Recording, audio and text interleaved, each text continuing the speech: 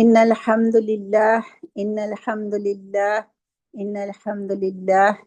نحمده ونصلي علی رسوله الکریم صلی اللہ تعالی علیہ وعلی آلہ وصحابہ اجمعین۔ سب بہنوں کو السلام علیکم ورحمۃ اللہ وبرکاتہ۔ اللہ تعالیٰ سے دعا کر لیتے ہیں کہ اللہ تعالیٰ ہمیں علم نافع عطا فرمائے، عمل کرنے کی توفیق عطا فرمائے، ہماری اس محفل کو جو ہے نا بابرکت بنائے، ہمیں اس کا بھرپور اجر عطا فرمائے دنیا میں بھی اور آخرت میں بھی، اور اسی طریقے سے ایسی محفلیں جنت میں ہم سب مل کر بیٹھیں اس طرح سے قبول کر لے اللہ تعالیٰ۔ اور یقیناً فرشتے بھی نازل ہوئے ہوں گے انشاءاللہ، اور اللہ تعالیٰ ہمیں جو ہے نا ہماری نیت کو ہم سب خالص کر لے، اللہ تعالیٰ ہماری نیت کو خالص کر دے اور ہمیں قبول کر دے اللہ پاک، اور ہم بھی سب صرف اور صرف اللہ تعالیٰ کی رضا کے لیے، اللہ کو راضی کرنے کے لیے ہم یہاں آئے ہیں، اللہ کے دین کو سمجھنے کے لیے اور سمجھ کر پھر اپنی استطاعت کے مطابق عمل کرنے کے لیے۔ یہ ہماری نیت ہے کہ صرف اور صرف اللہ تعالیٰ کے لیے ہم یہ عمل کر رہے ہیں انشاءاللہ، اور اللہ کا شکر بھی ادا کرتے ہیں کہ بہترین مہمان، بہترین جو ہے نا احسان اللہ تعالیٰ ہم پر کر رہا ہے۔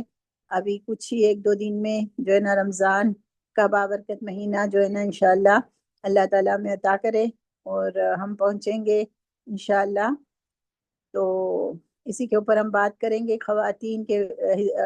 سے زاویے سے، کہ رمضان آج کا جو درس کا جو ٹاپک ہے نا رمضان اور خواتین، ٹھیک ہے نا، ہم سب جو ہے نا عورتیں ہیں، اور ہمارا کیا جو ہے نا تو حقیقت ہے، ہماری کیا جو ہے نا رمضان کے متعلق ہماری کیا ذمہ داریاں ہیں، اللہ تعالیٰ کی عبادت کے متعلق ہماری کیا ذمہ داریاں ہیں، گھر کی کیا ذمہ داریاں ہیں، وہ سب ہم دیکھ لیتے ہیں انشاءاللہ شارٹ میں انشاءاللہ، کیونکہ رمضان کے بارے میں بہت ساری باتیں ہو چکی ہے۔ تو ہم جو ہے نا اللہ تعالیٰ نے جو اپنی انسان کو، جو مخلوق انسانی مخلوق جو بنائی، اللہ تعالیٰ نے اپنا خلیفہ بنایا ہے، اشرف المخلوقات بنایا، اس کا آدھا حصہ، نصف حصہ ہم بھی ہیں، ٹھیک ہے نا، مرد اور عورتوں کو ملا کر اللہ تعالیٰ نے بنایا ہے، اور دنیا کی جو ہے نا جو تمام کام ہے، دنیا کے جو امور ہے، اس میں جو ہماری جسمانی جو ساخت ہے اور ہماری جو ہے نا یہ گھریلو جو ذمہ داریاں ہیں، معاشرتی جو ذمہ داریاں ہیں، اس کو اللہ تعالیٰ نے جب ہم نے ایک گھر بسایا ہے، تو ایک مرد اور ایک عورت مل کے جو گھر بساتی ہے، تو عورت کا جو ہے نا جسمانی ساخت اور گھریلو ذمہ داریوں کی وجہ سے اللہ تعالیٰ نے دنیاوی جو کام ہے نا سارے اس میں جو ہے نا تفریق کی ہے اللہ تعالیٰ نے، کہ مرد جو ہے باہر کمانے کے لیے جائے گا، عورت گھر میں رہے گی، مرد جو ہے نا تو ماں نہیں بن سکتا، عورت جو ہے نا ماں بنے گی، اپنے پیٹ میں بچے کو 9 مہینے پالے گی۔ تو ایسی ساری بہت ساری دنیاوی امور جو ہے وہ بہتر طریقے سے چلنے کے لیے اللہ تعالیٰ نے تفریق کی ہے، لیکن عبادت کے لحاظ سے، عقیدے کے لحاظ سے، اور پھر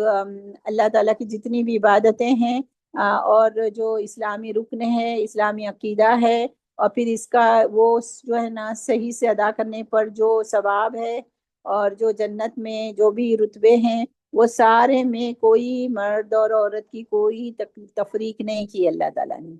اللہ تعالیٰ نے کہہ دیا ہے کہ میں ہر ایک کا اس کے عمل کے مطابق بدلہ دوں گا، چاہے وہ مرد ہو یا عورت، ٹھیک ہے نا۔ تو جس طریقے سے رمضان کا مہینہ مردوں کے لیے ہے، اسی طریقے سے ہمارے عورتوں کے لیے بھی ہے، اور جس طریقے سے برکتیں ساری عبادتوں میں جو اللہ تعالیٰ زیادتی کر دیتا ہے اجر میں، تو وہ سارے اجر ہمیں ہمارے لیے بھی ہے، ٹھیک ہے۔ اب ہمیں یہ دیکھنا ہے کہ ہم جو ہے نا گھروں کے اندر جو ہے گھریلو کام کاج میں، صفائی ستھرائی میں، کھانا پکانے میں، وہ زیادہ ہم اہمیت دے کر اپنی اس عبادت روزے کی اور رمضان میں عبادتوں کی ہم کہیں کوئی غفلت تو نہیں کر جاتے، تو یہ ہمیں اچھی طرح سے سوچنا ہے، ٹھیک ہے نا۔ تو ہم دیکھتے ہیں کہ جو رمضان کا جو مہینہ ہے نا، وہ اصل میں آتا کیوں ہے، اللہ تعالیٰ کیوں بھیجتے ہیں، اسی کے مطابق نا جو میں بات کرتی ہوں اسی کے مطابق ہم اپنے آپ کو پھر جانچیں گے، خواتین کو بھی اور مردوں کے لیے بھی تو یہ باتیں ہوتی ہے، لیکن خاص ہم تو خواتین کے بارے میں بات کریں گے نا۔ تو اصل میں جو یہ آتی ہیں رمضان کا جو مہینہ ہے نا، وہ ایک ٹریننگ کا مہینہ ہے، ٹھیک ہے نا۔ कहीं पर भी कोई जॉब करता है तो उसको भी 2-3 महीने पहले जो है ना उसको जांचने के लिए वो रखते हैं कि 3 महीने काम करो, फिर बाद में जो है ना आपको आपका रिजल्ट देखकर हम करेंगे। इम्तिहान की तैयारी होती है, कहीं हम सफर करने के लिए जाते हैं तो तैयारी होती है, और फिर वो सारी बहुत सारी चीजों की ना ट्रेनिंग भी होती है, और उसके बाद जो है ना असल ड्यूटी दी जाती है। तो ये जो हमारी असल ड्यूटी तो पूरा साल है, ठीक है ना। हमारी जो असल ड्यूटी अल्लाह ताला के लिए तमाम काम करना, हम अल्लाह ताला की बंदियां हैं, शैतान हमारे पीछे पड़ा हुआ है, नमाजें पढ़, अल्लाह ताला का जो है ना एक अल्लाह का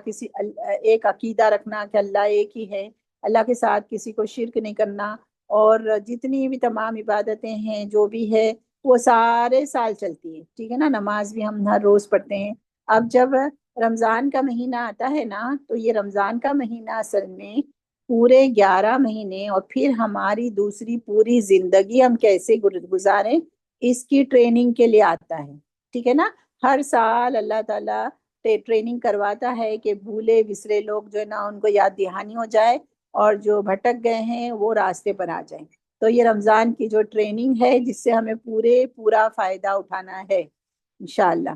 तो ये जो ट्रेनिंग होती है उसको अगर हमें उसका नतीजा क्या होना चाहिए और इस हमें उससे किस तरीके से ट्रेन होना चाहिए, तो वो हमें अगर हम थोड़ा सोच समझ कर और उसके ऊपर गौर व फिक्र करेंगे तो ही हम नतीजा हासिल कर सकेंगे। वरना क्या होता है कि सब रोजे रखते हैं, हम भी रोजे रखेंगे, सब तरावियां पढ़ते हैं, हम भी तरावी पढ़ेंगे, सब दिन में जो है ना दौराए तफसीर में शामिल होते हैं, हम भी होंगे, फिर हम सोते हैं तो सब सोते हैं, हम भी सोएंगे, फिर ईद की तैयारी करते हैं, बाजारों में घूमते हैं, सब सबको देखकर हम करते हैं, उसका असल मकसद क्या है वो हमें पता नहीं होता है, ठीक है ना। और हम सब ऐसे ही करते हैं तो उससे क्या होता है कि हमें फायदा नहीं पहुंचता है, ठीक है ना। सबके साथ मिलकर अगर कोई किसी मंजिल पे जाना हो, किसी को अलग अलग मंजिलों पे जाना है, लेकिन सब एक बस में चढ़ रहे हैं तो मैं भी एक बस में बैठ जाऊं, ये नहीं पूछूं बस तो है ना, चलो बस है ना, सारे बैठ रहे हैं मैं भी बैठ रही हूँ,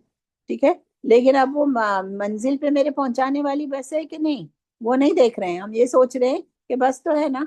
ठीक है बस है, बैठना है, बस ही ले जाएगी हमें मंजिल पे। और जो है ना, हाँ तो सारे लोग बैठ रहे हैं, पूरी बस फुल है तो मैं भी बैठ जाती हूँ। लेकिन हमें क्या करना है, हमें मंजिल की पहले ही सोचना है कि ये बस जा कहाँ रही है, ठीक है ना। सब सब चढ़ रहे हैं तो इसका मतलब नहीं कि मैं भी, सब कर रहे हैं तो मैं भी करूँ वो मतलब है, तो फिर वो हमारी मंजिल हमें नहीं मिलेगी। हमें मंजिल का पहले सबसे पहले इम्पोर्टेंस मंजिल को देना है कि ये रमजान गुजार के हमें कौन सी मंजिल हासिल करनी है। ये 1 महीने का सफर हम करेंगे तो हमारी मंजिल क्या होनी चाहिए, और इसका जवाब ये है कि हमारी मंजिल ये होनी चाहिए कि 1 महीना जो हमें अल्लाह ताला ट्रेनिंग करवाता है कि 1 महीना जिंदगी कैसे तुम दिन और रात कैसे गुजार रहे हो, किस तरीके से सब्र कर रहे हो, गुनाहों से कैसे बच रहे हो, हराम और हलाल से कैसे बच रहे हो, तो वो उसी को तुमने पूरे 11 महीने इम्प्लीमेंट करना है और पूरी जिंदगी पर इम्प्लीमेंट करना है, ठीक है ना। ये हमारा जो है ना मंजिल है, ये हमारी ये इल्म हासिल करना और इस तरीके से फिर पूरी जिंदगी गुजारना और अल्लाह को राजी करना, असल में ये हमारा डेस्टिनेशन है, ये हमारी मंजिल है। तो हमने फिर उसी तरीके से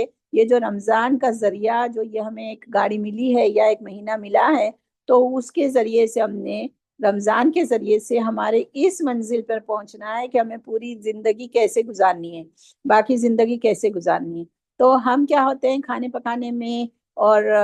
बस इबादतों में जैसे हमें कोई कोई वो नहीं है, बस हाँ सब पढ़ रहे हैं तो हम भी पढ़ रहे हैं, और सब कर रहे हैं तो हम भी कर रहे हैं, तरावियों के लिए सब भाग रहे हैं हम भी भाग रहे हैं, ऐसा नहीं करना है, ठीक है ना। बिल्कुल गौर व फिक्र के साथ। अब देखिए रमजान आता है ना, जब आने वाला होता है ना तो बहुत से लोग है ना खुश होते हैं, और अक्सर लोग जो है ना वो घबरा जाते हैं।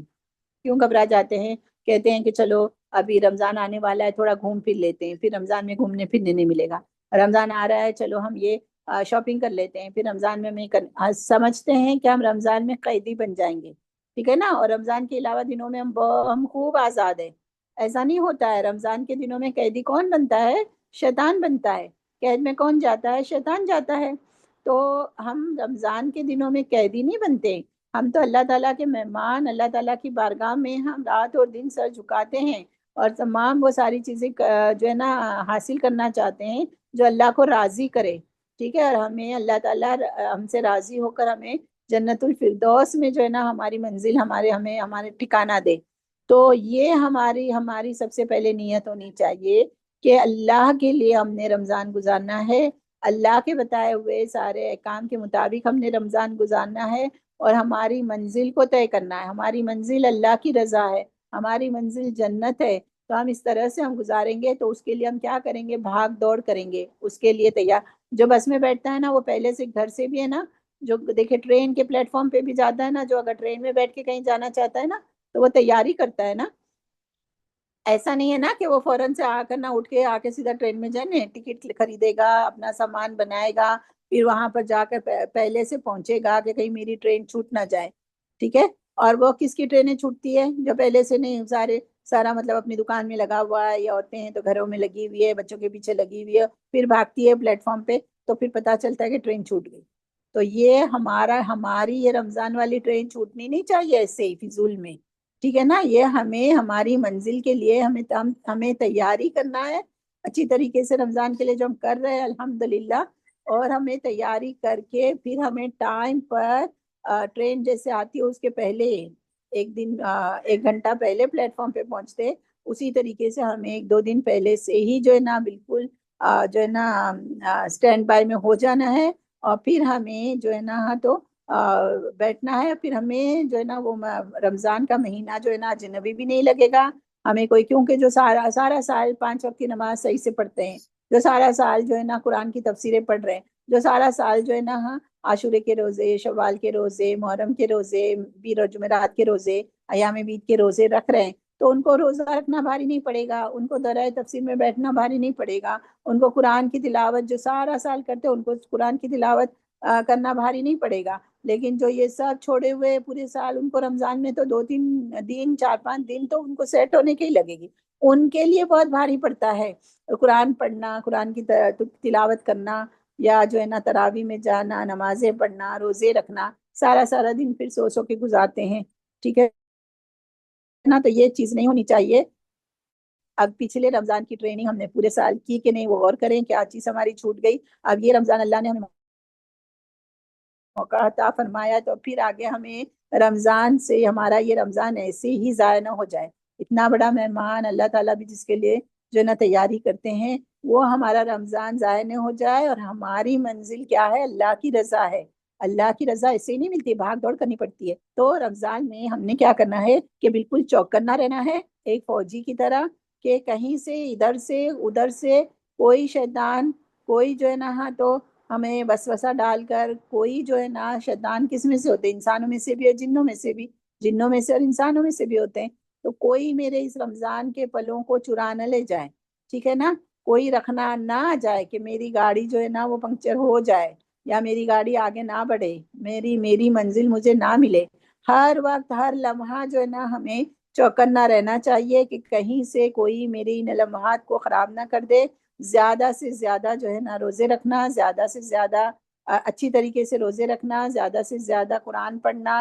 इबादत करना, ये सारी करना। तो इसके लिए हमें क्या करना है, अच्छी तरीके से पहले से ही तैयारी करना है, जो अल्हम्दुलिल्लाह दारुल डिजिटल के जितने भी स्टूडेंट्स हैं वो कब से कर रहे हैं तैयारी माशाल्लाह। तो ये सारी चीजें हैं कि हमें करना है अल्लाह के लिए, सबसे नंबर वन अल्लाह के लिए करना है, किसी और के दिखावे के लिए नहीं करना है हमें। दिखावे में क्या होता है पता है, रिया और सुमा, दो चीजें हैं। रिया भी न रियाकारी के लिए न सुमा के लिए। सुमा का क्या मतलब होता है कि कोई मेरी तारीफ करे, ठीक है ना, मेरे कानों में तारीफ के अल्फाज, इसको कहते हैं सुमा। रियाकारी क्या होता है, दिखलावा, दिखाना। ठीक है, तो बताना, ये सारी चीजें होती है। तो ये दोनों चीजें जो है ना हमारे रमजान के रोजों को, हमारी रमजान की इबादतों को खा जाएंगे। ठीक है ना, वो बर्बाद कर जाएंगे। तो वो सारी चीजों को पीछे ढकेल देना है, उससे खत्म रिश्ता,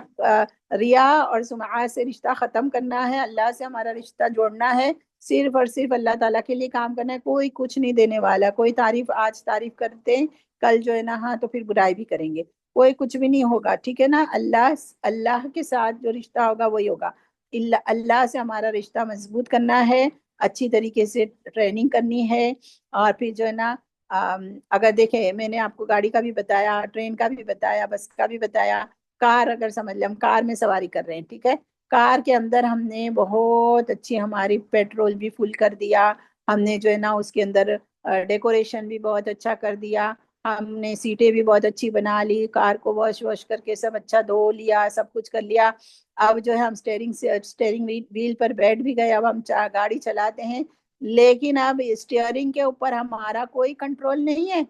हमारी गाड़ी जहाँ जाती है, हमें हमें ये आता ही नहीं है कि स्टेयरिंग के ऊपर कंट्रोल कैसे लगाम पहना है। घोड़ा भी हो तो हम लगाम कैसे पहुंचाए कि जहाँ जो है ना हम चाहे वहां गाड़ी जाए।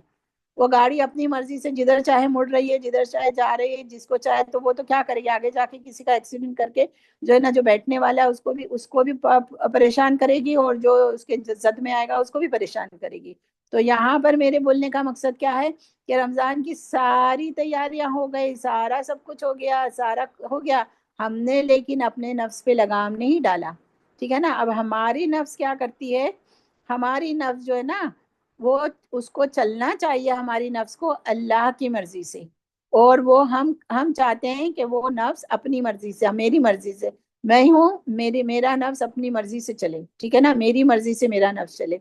तो अल्लाह की मर्जी से चलेगा, चलने वाला जो गाड़ी, यानी कि जो ड्राइवर की मर्जी से जो गाड़ी चलती है ना, वो मंजिल पे जाती है। और जो ड्राइवर की मर्जी से जो स्टीयरिंग में गाड़ी चलती नहीं है, वो जाकर सारा नुकसान ही पहुंचाती है। तो अब ये हमारा नफ्स है ना, उसको उसको लगाम हमने पहनाना है, आजाद नहीं छोड़ना है। वो लगाम कौन सी, अल्लाह की मर्जी की लगाम। ठीक है ना। हर काम में अल्लाह की ये मर्जी है कि नहीं, अल्लाह की ये है कि नहीं, नहीं अल्लाह की मर्जी नहीं है तो अपने नफ्स को कंट्रोल करो, रोको। तो यही तो ट्रेनिंग करवा रहे पूरी जिंदगी के लिए कि अभी अल्लाह की मर्जी है कि खाना नहीं खाओ तो तुमने नहीं खाना, अल्लाह की मर्जी अब इफ्तारी करो तो तुमने करना है, अल्लाह की मर्जी अभी उठो। तो ये अल्लाह की मर्जी, हमारे नफ्सों को अल्लाह की अहकाम की, अल्लाह की मर्जी की लगाम पहनाना।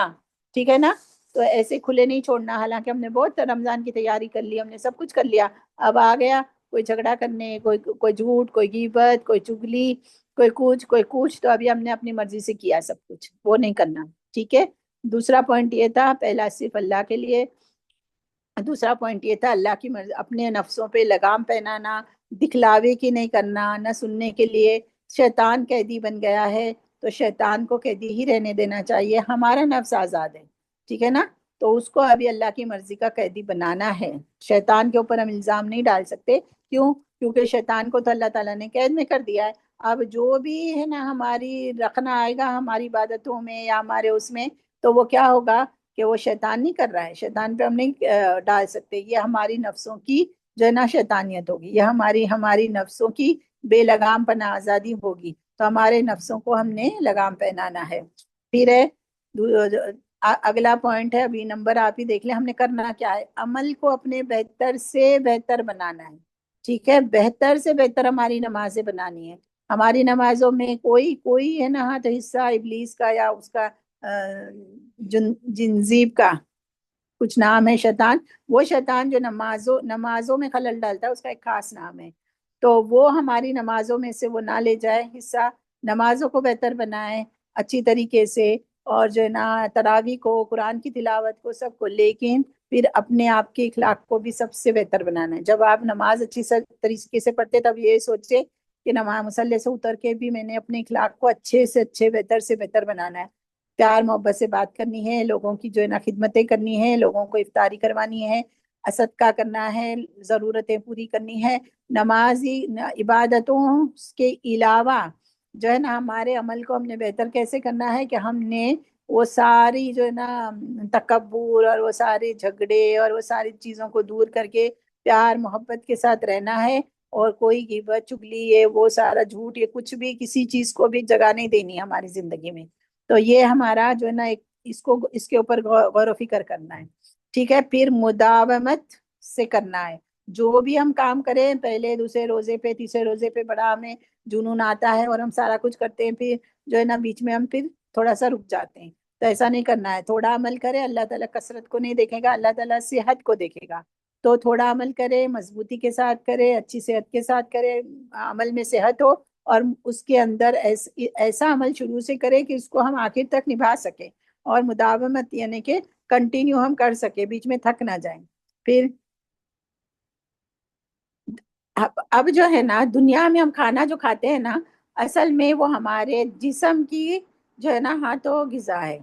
हम जो खाते हैं वो। फिर हम क्या करते हैं कि हम अभी रोजा रख रहे हैं तो हम कहते हैं चलो डाइटिंग हो जाएगी, हमारी फिगर जो है ना जरा अच्छी हो जाएगी। ये जो सोच रखना वो भी बिल्कुल गलत है। हम अल्लाह के लिए रोजा रख रहे हैं। और बाज लोग क्या करते हैं, खूब खाते हैं और खूब मोटे होते हैं। तो जिस्मानी फिगर को फिगर की फिकर करते हैं, मैं मोटी हो गई, मैं मोटी हो गई।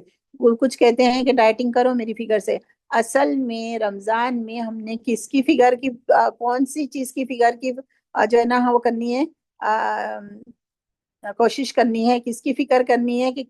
हमारे रूह की फिगर जो है ना खराब ना हो जाए, हमारी रूह जो है ना वो दुबली पतली ना हो जाए, हमारी रूह जो है ना वो कमजोर ना हो जाए। हमारी रूह को बहुत तवाना बनाना है, काबिले उसको अल्लाह ताला के यहाँ जब हमारी रूह हमारे जिस्म से निकले तो आसमान के दरवाजे खुल जाए। और जो है ना नेक फरिश्ते जो है ना, सवाब के जो फरिश्ते हैं उनकी वो आलम अरवा में यानी आसमान के ऊपर वो फरिश्ते जो है ना वो रूह को वेलकम करे। ऐसी रूह हमने इस रमजान में बनानी है, जिस्मानी उसको नहीं देखना है। रोजा हमने रखना है तो ये फिक्र नहीं करनी है कि मैं दुबली हो रही हूँ, मैं मोटी हो रही हूँ, तो ये नहीं करना है, बल्कि मेरी रूह कितनी मोटी हुई, मेरी रूह को कितनी तकवीत मिली, मेरी रूह इस काबिल हुई कि नहीं कि उसमें से खुशबू आए, मेरी रूह इस काबिल हुई कि नहीं कि उसके लिए जो है ना आसमान के दरवाजे खुले, सुकून मिले कि नहीं। तो ये सारी चीजें हमें जो है ना देखनी है। फिर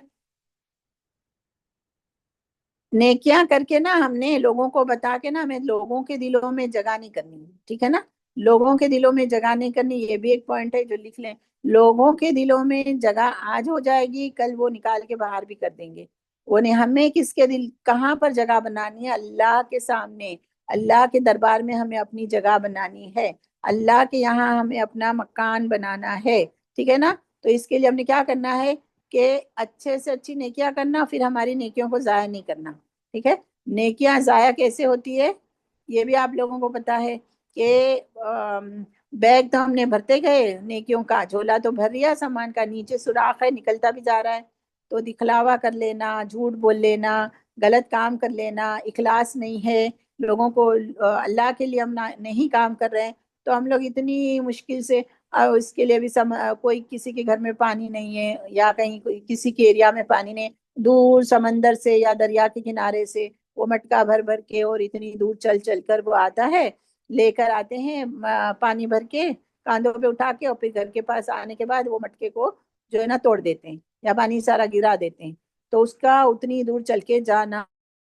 और आना उसको क्या फायदा देगा। उस जो पानी पानी तो मिला नहीं, उसको लाकर उसने फेंक दिया पानी, वही वैसे ही पानी का प्यासा का प्यासा और बगैर जो है ना उसके रह जाएगा। तो हमने क्या करना है, हमने जो है वो अपनी नेकियों की हिफाजत भी करनी है और उसको ज़ाया होने से बचाना है। नेकियों को ज़ाया होने से क्या चीज़ बचाती है कि हमने अल्लाह ताला की नाफरमानियां नहीं करनी है। बाज नाफरमानियां हमारे जो है ना नेकियों को मिटा देती है। तो अल्लाह ताला की नाफरमानी नहीं करनी, लोगों को नहीं दिखाना, लोगों के दिलों में बड़ा नहीं बनना है, झूठ गीबत चुगली नहीं करनी है, ये सारी चीजें हैं। अब हम आते हैं कि खवातीन के, ये तो सबके लिए आम था। अब एक जो है ना हमारी नेकियां खत्म करने वाली चीज क्या है, मोबाइल। हमारा मोबाइल थोड़ा सा देखते हैं, नोटिफिकेशन आया तो फिर चलो देखते हैं। आजकल जो है ना मस्जिदों के भी कहते हैं कि हाल ऐसे हैं कि नमाज का सलाम फेरा नहीं कि बीच में जो है ना नोटिफिकेशन आया, तो वो है ना तरावियों के सलाम फेरने के बाद भी और खुतबे के दरमियान भी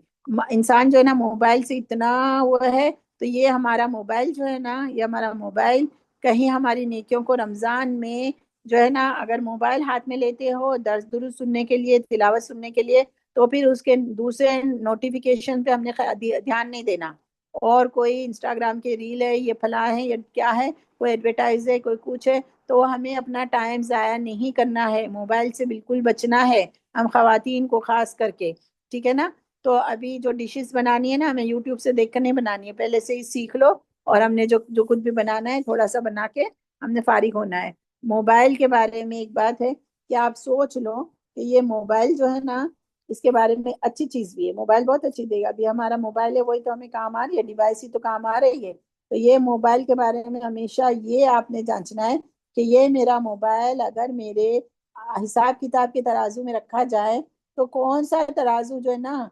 یہ کون سے ترازو میں رکھا جائے گا؟ یہ میرا موبائل جب حساب کتاب ہوگا تو نیکیوں والے پلڑے میں رکھا جائے گا کہ بدی والے پلڑے میں رکھا جائے گا؟ اگر نیکیوں والے پلڑے میں رکھا گیا تو فائدہ ہی فائدہ، وزن بڑھ جائے گا۔ اگر بدی والے اس میں رکھا گیا تو پھر وہ اس کا وزن بڑھ جائے گا اور نقصان ہو جائے گا۔ ایک نیکی بھی کم ہوگی نا، ایک نیکی بھی، تو ہو سکتا ہے کہ نقصان ہو۔ تو ہمیں اس رمضان میں جو ہے نا نیکیوں کے لیے جو ہے ہرس کرنی ہے، بہت زیادہ نیکیاں حاصل کرنی ہے۔ یہ رمضان بھی ہمارا عام رمضانوں کی طرح نہ گزر جائے۔ اب خواتین جو ہے وہ کیا کریں گی، گھر کے کام کو کم کر دیں گی، صفائی ستھرائی رمضان کے بعد کے لیے چھوڑ دے گی، ٹھیک ہے، اور کھانا بھی اب بھی جو تھوڑا بہت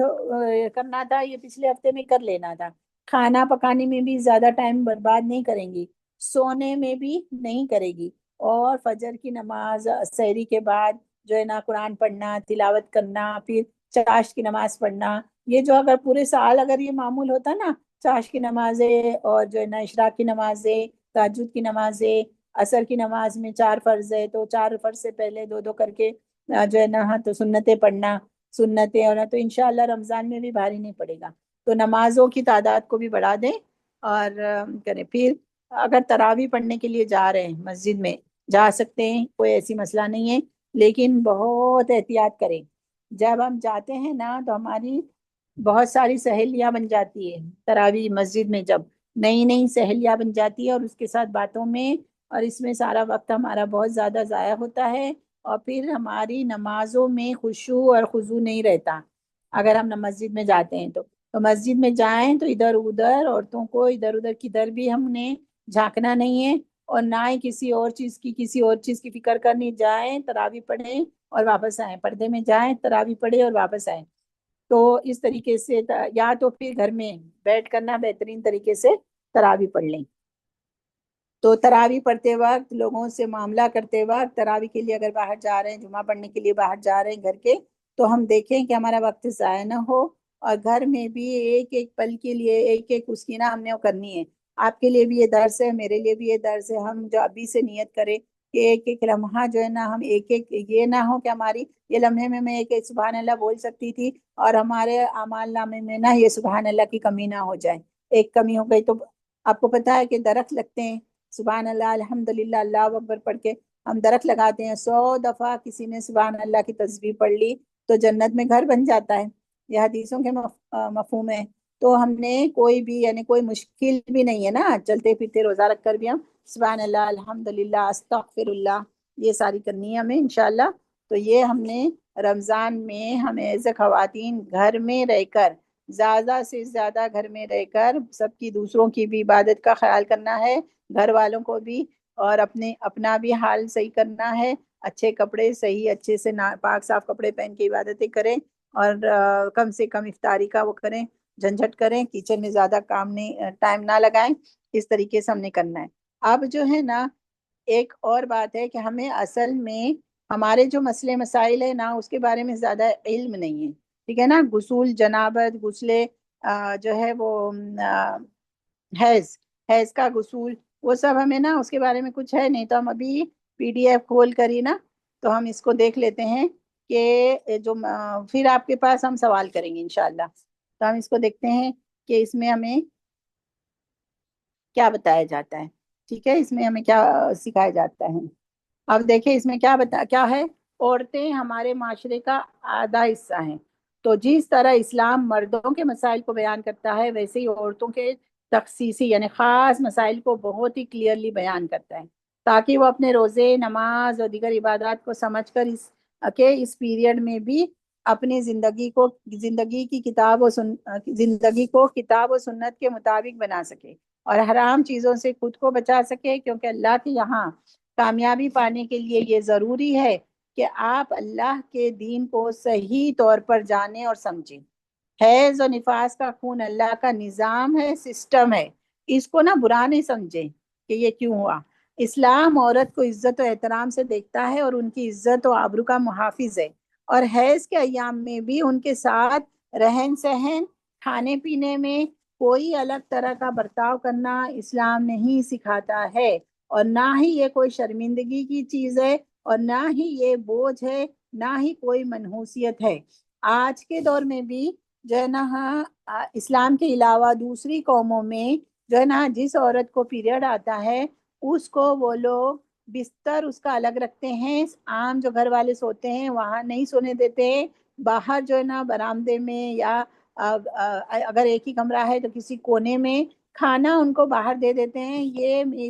میرے گھر میں ایک میڈ ہے نا، وہ ایک دن کے لیے گئی تھی، کچھ کام ضروری تھا تو اپنے چچا کے گھر پہ، پھر آ کر نا اس نے رونا شروع کر دیا، بولتی میں بھول گئی تھی، میں پیریڈ میں تھی اور میں چلی گئی۔ آنٹی آپ کے ادھر تو دیکھیں ہم کچن میں کام کرتے ہیں، ہم سب کچھ کرتے ہیں، تو آپ لوگ ہمیں کچھ نہیں بولتے ہیں۔ وہاں پر میں گئی تھی تو مجھے نا روم کے باہر جو ہے نا مجھے بستر دے دیا، کمبل دے دیا اور کھانا بھی ادھر ہی ڈال دیا۔ کہتی میں نے کھایا نہیں، تھیلی میں بھر کر میں لے کر آئے، آتے ہوئے ایک رات رکی تھی تو بلکہ صبح میں لے کر آئی ہوں اور میں راستے میں وہ کھانا پھینک کر آئی ہوں۔ اور ہے نا جو اس کو کمبل دیا تھا، سردیاں تھی تب تو کمبل دیا تھا، تو بولے ابھی اس کمبل کو ہم استعمال نہیں کریں گے، تو ہے نا جاتی ہے تو جاتے جاتے پھینک دے، تو کہتی میں تو لے کر آئی۔ میں نے بولا ہاں بس کوئی بات نہیں، تو ادھر اس کو مشین میں دھو ڈال اور تو تیرا استعمال کر اس کو، ہم لوگ ایسا کچھ نہیں کرتے۔ آج کے دور میں بھی یہ چیزیں ہیں، اسلام نے عورتوں کو اس چیز سے منع نہیں کیا، ٹھیک ہے نا، کہ اسلام عورت کو عزت و احترام سے دیکھتا ہے، اور اس کے یہ ایام کے حیض کے ایام کے دنوں میں بھی اس کو کوئی ناپاک یا ایسے اچھوت نہیں بناتا۔ عورت کو حیض کا آنا یہ اس کی تندرستی کی علامت ہے، یہ دیکھ لو سن لو، کیونکہ اللہ نے اسے پیدا ہی ایسے کیا گیا ہے، اور نہ ہی اللہ کے نظام میں عورت کو کوئی شکایت کرنی چاہیے، اسے بوجھ اور عذاب نہیں سمجھنا۔ ہم کہتے ہیں نا حوا علیہ السلام نے جو ہے نا آدم علیہ السلام کو بہکایا تھا، اس میں ساتھ دیا تھا، تو عورتوں کے لیے نا یہ عذاب ہے، یہ پیریڈز کا، یہ غلط بات ہے، یہ ایسی بات کوئی نہیں ہے، یہ کوئی شکایت نہیں ہمیں کرنی چاہیے کہ کوئی یہ عذاب ہے، اور اس کو بوجھ بھی نہیں سمجھنا چاہیے، بلکہ اسے اللہ کا نظام سمجھ کر اس پہ صبر سے راضی رہنا چاہیے۔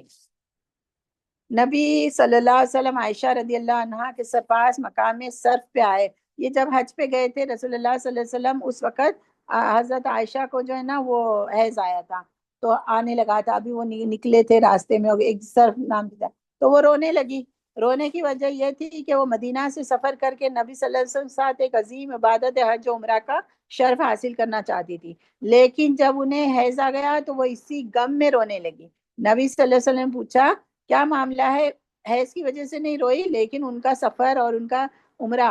تو انہوں نے کہا عائشہ کیا تمہیں خون کیا معاملہ ہے؟ عائشہ کیا تمہیں خون آ گیا ہے؟ تو انہوں نے کہا ہاں اللہ کے نبی صلی اللہ علیہ وسلم فرمایا کہ اس میں رونے کی کیا ضرورت ہے، اس میں آپ دیکھیں یہ بات سب ہے نا سمجھ لے، جس کو رمضان میں یہ فکر ہے یا کوئی رونے لگتا ہے یا کوئی ٹینشن میں آ جاتا ہے، نبی صلی اللہ علیہ وسلم نے فرمایا کہ اس میں رونے کی کیا ضرورت ہے، یہ تو نبی صلی اللہ علیہ وسلم کا ایک فیصلہ ہے جو اللہ نے عورتوں کے حق میں لکھ رکھا ہے، تو کوئی بات نہیں ہے، جو یعنی نبی صلی اللہ علیہ وسلم کی حدیثوں سے ہمیں ملتا ہے نا حیض کے بارے میں زیادہ، کہ حیض میں کیا کرنا ہے اور کیا نہیں، نبی صلی اللہ علیہ وسلم کی طرف سے حدیثوں میں اس کا ڈیٹیل آتی ہے، ویسے قرآن میں بھی ہے، تو یہ اللہ نے ان کے لیے لکھ دیا ہے، تو کوئی بات نہیں ہے، جو کام حجاج کر رہے ہیں وہ سارا کام تم کرو، سوائے بیت اللہ کے طواف کے، کچھ کام ہے جو نا منع کیے جاتے ہیں، ٹھیک ہے۔ ہمارے معاشرے میں یہ عورتوں کی بہت بڑی کمزوری ہے کہ وہ خود اپنے مسائل کے بارے میں علم نہیں رکھتی، جبکہ علماء لکھتے ہیں کہ شخصی طور پر اگر عورت کو حیض و نفاس کو سیکھنا جاننا اور اس کے حلال و حرام کا علم حاصل کرنا اور جاننا، یہ وجوب کے درجے میں واجب ہو جاتا ہے، وجوب کے درجے میں آتا ہے، جس بچی کو بھی جب حیض آتے ہیں تو ان کے اوپر واجب ہے کہ وہ سارا علم حاصل کرے، کہ وہ ان باتوں کا علم سیکھے، بلکہ شوہروں کے اوپر بھی لازم ہے کہ وہ اس طرح کا علم رکھیں تاکہ وہ اپنی بیویوں کو سکھائیں، یہ ان کی ذمہ داری ہے کہ اگر عورت کو ان باتوں کا علم نہیں تو شوہر کو چاہیے کہ وہ اپنی بیوی کو سکھائے۔ بعض دفعہ ایسا ہوتا ہے کہ عورتوں کو خون آتا ہے اور وہ یہ فرق بھی نہیں کر پاتی ہے کہ یہ حیض کا خون ہے یا استحاضہ کا خون ہے یا پھر نفاس کا خون ہے، تو یہ سب ان کو جاننا واجب ہے، اس لیے کہ خون کی نوعیت بدلنے سے شرعی احکام بدل جاتے ہیں، خون کی نوعیت بدلنے سے یعنی خون کی جو صفات ہے وہ بدلنے سے شرعی احکام بدل جاتے ہیں، اور اگر ان باتوں میں کوئی مسئلہ پیش آتا ہے تو علماء سے سوال کرنا، پوچھ کر کے عمل کرنا ضروری ہو جاتا ہے۔ اسی طور پر خواتین کو 3 طرح کے خون کا سامنا کرنا پڑتا ہے۔ خواتین کے خون کی 3 قسمیں ہیں۔ ایک ہے حیض کا خون، یہ وہ خون ہے جو بالغ عورت کو ہر مہینے جاری ہوتا ہے۔ استحاضہ کا خون، یہ خون عورت کو بیماری کی بنیاد پہ مسلسل جاری ہوتا ہے، اور یہ بہت زیادہ جاری ہوتا ہے، ٹھیک ہے نا، یعنی بہت لمبے ٹائم تک جو ہے نا جاری رہتا ہے استحاضہ کا خون۔ نفاس کا خون، یہ خون عورت کو بچہ جننے کی بنیاد سے جاری رہتا ہے، ٹھیک ہے۔ شیخ حسین رحمہ اللہ فرماتے ہیں مسائل کا علم حاصل کرنے کا اصول اور قاعدہ یہ ہے کہ ہمارے مسائل کی اصل بنیاد قرآن مجید اور نبی کریم صلی اللہ علیہ وسلم کی حدیث صحیحہ سے یہ اصل ہے، اور انہی کے اوپر حرام حلال کے مسئلے بھی مبنی ہوتے ہیں۔ ان کے نس اور نس یعنی کہ دلیل، اور ان کی جو حدیث سے ثابت ہے کہ نہیں وہ جاننا کے خلاف کوئی بھی مسئلہ اختیار نہیں کیا جا سکتا۔ دوسری بات یہ ہے کہ جب ہم کسی مسئلے کو دلیل کی روشنی میں سمجھتے ہیں تو ہمیں قلبی دلی طور پہ اطمینان، سکون اور راحت محسوس ہوتی ہے۔ ایسا کرنے سے انسان بری الذمہ بھی ہو جاتا ہے۔ تو کبھی بھی مسئلے مسائل اگر جانے، کوئی حدیثیں جانے، تو اس کی دلیل ضرور ہے۔ اگر کسی عورت نے اپنے کسی مسئلے میں کسی معتبر عالم سے اپنا مسئلہ پوچھا، معتبر عالم، ٹھیک ہے نا، جس کے اوپر اعتبار کیا جائے، ہر ایک عالم سے نہیں، اور اس عالم نے اسے کتاب و سنت کا حوالہ دے کر مسئلہ بتا دیا اور وہ عورت اس پہ عمل کرنے لگی، تو اگر اس میں کوئی خطا کا پہلو ہے تو بھی اس عورت پر کوئی بوجھ، کوئی گناہ نہیں ہوگا، اس لیے کہ اس نے اپنی طاقت بھر اس مسئلے کو پوچھا اور جانکاری حاصل کی۔ تو جانکاری حاصل کر لینا ضروری ہے۔ اگر کوئی فتویٰ کتاب و سنت کی دلیل کے مطابق ہیں تو اس پر عمل کیا جائے گا، اور اگر وہ کتاب و سنت کی دلیل کے خلاف ہے تو خود کو وہ دلیل کا تو وہ فتویٰ جو ہے نا وہ دلیل کا محتاج ہے۔ قرآن ہمیں اس کا ایک اصول سکھاتا ہے، اگر تم کسی مسئلے میں اختلاف کر بیٹھو تو اسے اللہ اور اس کے رسول کی طرف لوٹا دو، اگر تم اللہ پر اور قیامت کے دن پہ ایمان رکھتے ہو تو یہی احسان ہے، اور بار بار انجام یہ طریقہ بہتر ہے۔ حیض کا معنی و مفہوم، کسی چیز کا جاری ہونا یا بہنا، اور کہا جاتا ہے کہ عورت حیض سے ہو گئی۔ شریعت میں حیض کہتے ہیں کہ بغیر کسی سبب کے ایک عورت کو اس کی طبیعت کی بنیاد پہ ایک خاص طور پہ خون کا جاری ہونا، جو کسی مرض کی بنا پہ، کسی زخم کی بنا پر، یا کسی چوٹ کی بنا پر، یا پھر حمل وغیرہ کے گرنے کی بنا پہ نہ ہو، بلکہ وہ اپنی عادت کے مطابق ہر مہینے کچھ دن اس کو خون آتا ہو، اس کو حیض کہا جاتا ہے۔ حیض کے مسئلے میں عورتیں مختلف ہوتی ہیں، کسی کو 5 دن، کسی کو 6، یا کسی کو 7 دن، اور اس کی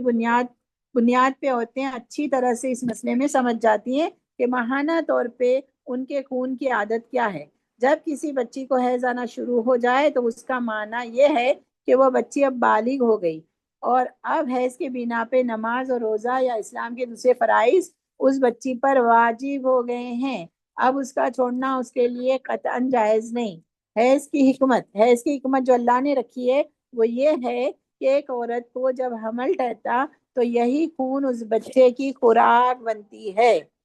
دیکھیں ہم سب نے اپنی ماؤں کے پیٹ میں جو خوراک کھائی ہے وہ یہی جو ہے نا حیض کے خون کے ذریعے سے، یعنی حیض کا خون بند ہو جاتا ہے، اور جو حیض کے خون سے ہر مہینے جاتا تھا وہ بچے کی خوراک بن جاتی ہے،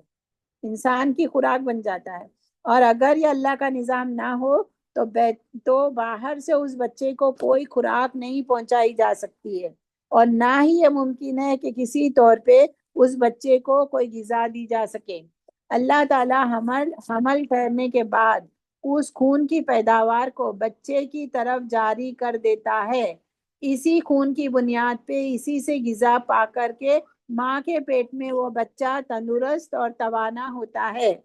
اللہ تعالیٰ ماں کی ناف سے اس بچے کو اس طرح جوڑ دیتا ہے کہ اس خون کے ذریعے سے بچے کو طاقت پہنچاتا ہے، اور پھر اسی کے ذریعے سے اللہ ایک خوبصورت بچے یا ایک خوبصورت بچی کو پیدا کرتا ہے۔ سبحان اللہ۔ اسی لیے جب ایک عورت حمل سے ہوتی ہے تو اس کا حیض کا خون آنا بند ہو جاتا ہے، اور وہی خون ولادت کے بعد اللہ دودھ کی شکل میں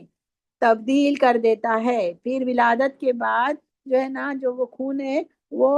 دودھ کی شکل میں، بعض عورتوں کا ایسا ہوتا ہے جب تک بچے کو دودھ پلا دی تب تک ماہواری نہیں آتی ہے، بعض عورتوں کا ایسا ہی ہوتا ہے، پھر مہینہ نہیں آتا ہے پھر حمل سے بھی ٹھہر جاتی ہیں، تو یہ دودھ بھی جو ہے نا وہ اسی سے بنتا ہے، اور بچے کو جو ہے نا ماں کے پیٹ میں باہر آنے کے بعد دودھ بھی، اور ماں کے پیٹ میں بھی غذا ملتی ہے۔ حیض کا زمانہ جو ہے وہ عام طور سے 9 سال یا 12 سال کی عمر سے لے کر کہ تقریباً 50 سال کی عمر، 50 سے 55 سال کی عمر تک، دوسری جگہ پہ 55 لکھا ہوا ہے، تو 55 سال کی عمر تک اس حیض کا زمانہ ہوتا ہے، اور اس کے بعد عورت کو حیض نہیں آتا ہے۔ شریعت نے ایسا کوئی لازمی قاعدہ نہیں رکھا ہے، بلکہ آب و ہوا کے گرم اور سرد ہونے کی بنیاد پہ، غذا کھانے پینے کی بنیاد پہ بھی عورتوں کو خون آنے اور بند ہونے کا زمانہ بدل جاتا ہے۔ اس کے لیے یعنی کوئی گرم ملک میں رہتا ہے تو بچی کو جلدی آتا ہے حیض، اور لیٹ بند ہوتا ہے، اس طرح سے نا آب و ہوا اور کھانے پینے کے اس سے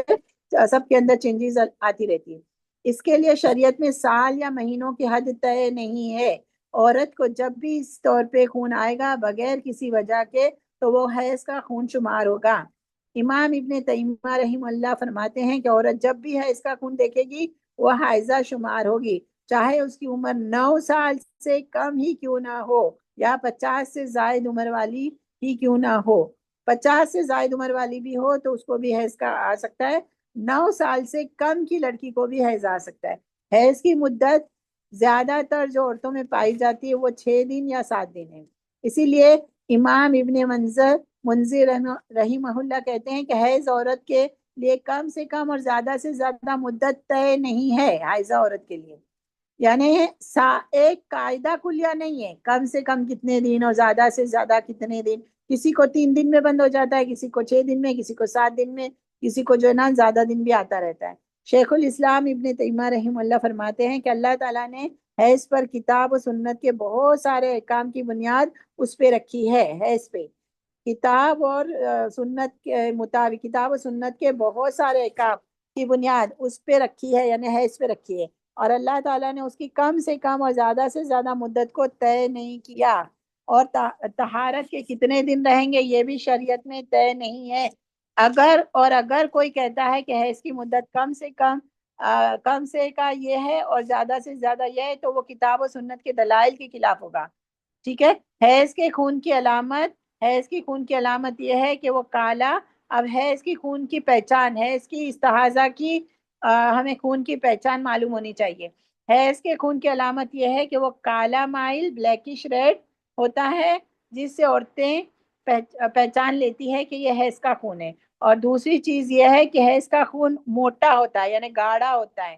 اور گلیز ہوتا ہے، یعنی موٹا، گلیز کا مطلب ہے کہ گاڑھا گاڑھا ہوتا ہے، اور بیماری کا خون پتلا ہوتا ہے اور سرخی مائل ریڈش کا ہوتا ہے، ٹھیک ہے نا، جو استحاضہ ہوتا ہے۔ تو یہ حیض کے خون کی پہچان یاد رکھنا ہے۔ حیض کے خون میں بدبو ہوتی ہے، اور حیض کا خون نکلنے کا جو طریقہ ہے وہ یہ کہ کمر میں درد اور پیٹ میں درد شروع ہونے سے حیض کا خون جاری ہوتا ہے۔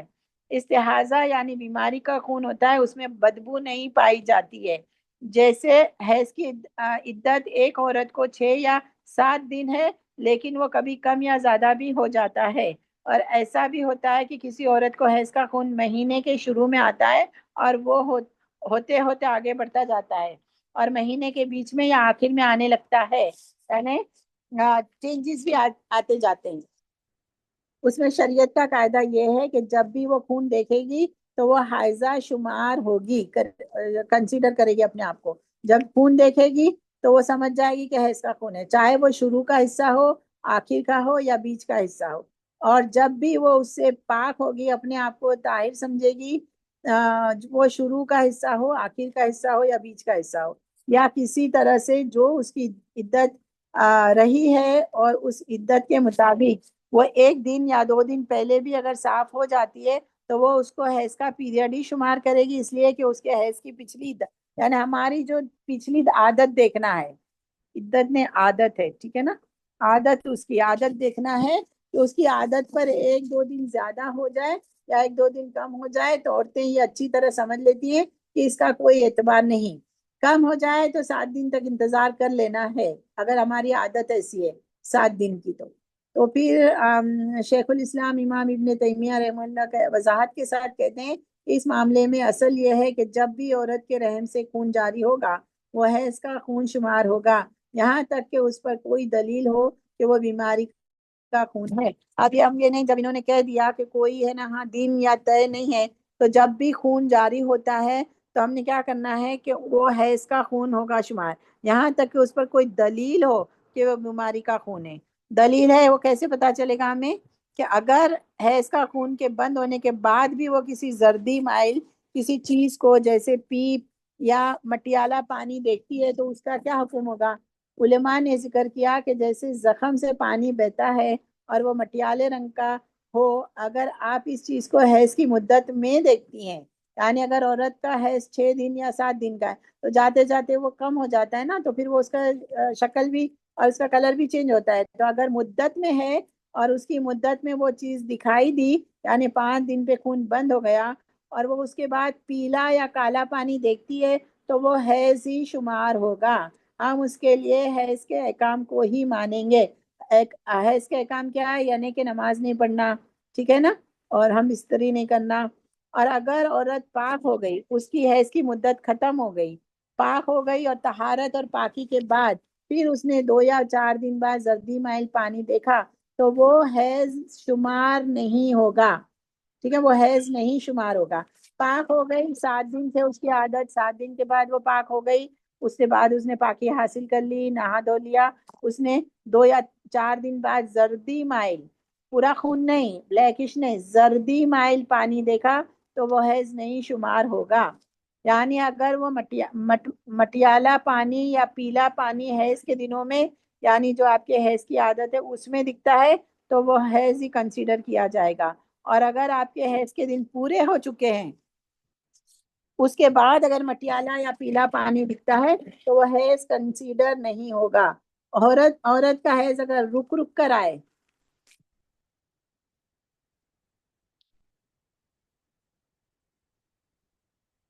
رک رک کر آئے، اگر عورت ایک دن خون دیکھتی ہے اور ایک دن خون نہیں آتا ہے، اور اگر ہمیشہ ایسا ہی رہتا ہے تو یہ استحاضہ کا خون شمار کیا جائے گا، اور اگر یہ عادت والے دنوں میں ہے تو ہے شمار ہوگا۔ عادت والے دنوں میں یعنی 7 دنوں میں ایک دن خون دیکھتی ہے اور دوسرے دن نہیں دیکھتی، پھر خون دیکھتی ہے، یہ سب حیض کے، یہ سارے دن حیض کے ہوں گے، لیکن حیض کا پیریڈ پورا ہو گیا پھر دیکھتی ہے کہ ایک دن خون آیا، رک گیا، پھر خون آیا، تو یہ استحاضہ ہوگا۔ یعنی اگر ایک عورت کو مہینے میں 7 دن خون آتا تھا، اگر ان 7 دنوں میں ایک دن خون آیا اور ایک دن بند ہو گیا، پھر ایک دن آیا اور ایک دن بند ہو گیا، پھر بھی وہ اسے حیض ہی مانیں گی کیونکہ یہ حیض کے دنوں میں آیا ہے، اور اگر عادت والے دنوں سے نکل گئی ہے اور وہ پاک ہو گئی ہے تو اس طرح کا معاملہ ہوتا ہے کہ ایک دن خون آیا پھر بند ہو گیا، پھر آیا اور پھر بند ہو گیا، تو علماء نے اس کو بتایا کہ اگر یہ خون حیض کے دن گزر جانے کے بعد ہے تو وہ بیماری کا خون ہے، حیض ناپاک خون نہیں۔ حیض کا خون جب جاری ہوتا ہے تو اس کو نماز، روزہ، طواف اور اس طرح کی چیزوں سے روک دیا جاتا ہے، اور اسی میں سے خاص چیز یہ ہے کہ ایک عورت اگر اس حیض کے پیریڈ میں ہے، نجیز ہے، تو اس کے لیے یہ حرام ہے کہ وہ اپنے شوہر سے ملے، یعنی جماع یا مباشرت کرے۔ اب اگر کوئی شخص اس حیض کے پیریڈ میں جمع کر بیٹھتا ہے تو شریعت اس پر فدیہ لگاتی ہے کیونکہ اس نے جرم کیا، اور فدیہ یہ ہے کہ وہ شخص 1 دینار یا آدھا دینار صدقہ دے۔ نبی صلی اللہ علیہ وسلم حائضہ عورت سے جماع کے فدیے کے بارے میں فرماتے ہیں کہ وہ 1 دینار یا آدھا دینار کا صدقہ دے، یہ سنن ابی داؤد کی حدیث میں۔ دینار اصل میں جو ہے نا وہ سونے کا ہوتا ہے، بحرینی دینار نہ سمجھے، ٹھیک ہے نا، کہ نصف دینار، آدھا دینار بحرینی یا کویتی دینار، وہ نہیں، دینار سونے کا ہوتا تھا رسول اللہ صلی اللہ علیہ وسلم کے زمانے میں، تو 1 دینار اس کا جو وزن ہوتا ہے وہ 4 گرام 4.25 گرام ہوتا ہے، ٹھیک ہے نا، اور آدھا درم کا وزن 2.12.5 گرام ہوتا ہے، تو 1 تولہ سونا لگ بھگ 10 گرام کا مانا جاتا ہے۔ تو اسی طور پہ موجودہ قیمت کو جو سونے کی بنے گی وہ کیش کی شکل میں ادا کیا جائے گا، یعنی 2.12.5 گرام سونے کا جو وزن ہوگا، جو پیسے ہوں گے وہ پیسے صدقہ دیا جائے، فدیہ دیا جائے، ٹھیک ہے نا۔ اگر تو کوئی کر لیتا ہے تو پہلے تو اس کو توبہ استغفار کرنا ہے اور پھر اس کو فدیہ دینا، یہ ہمیں نہیں پتا تھا نا، یہ لوگوں کو نہیں پتا ہے، اور پھر وہ دینار بحرین کا آدھا دینار نہیں، 1 دینار نہیں، وہ یہ دینار وہ جو رسول اللہ کے زمانے میں سونے کے دینار ہوتے تھے، تو 2.12 اینڈ ہاف، اتنے گرام کا اتنا سونا جو ہے نا، اتنے گرام کا سونے کا جو قیمت ہوتی ہے وہ ان کو جو ہے نا فدیہ دینا پڑے گا۔ آج کل تو کتنا مہنگا ہو گیا ہے، کافی ساری رقم ہو جائے گی، ٹھیک ہے۔ تو یہ تھا تھوڑی باتیں، ہم دیکھتے ہیں ہم دوسری بک میں کیا انہوں نے بتایا ہے۔